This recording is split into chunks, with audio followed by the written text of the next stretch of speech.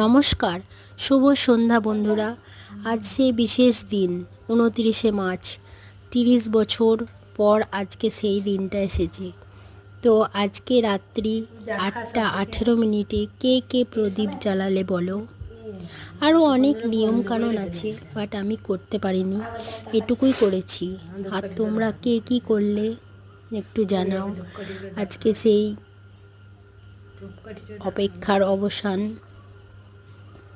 তো তোমরা দেখতে থাকো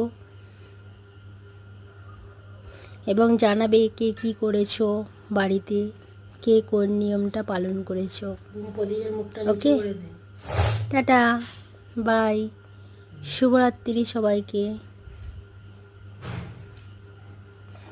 জানাতে ভুলো না কিন্তু।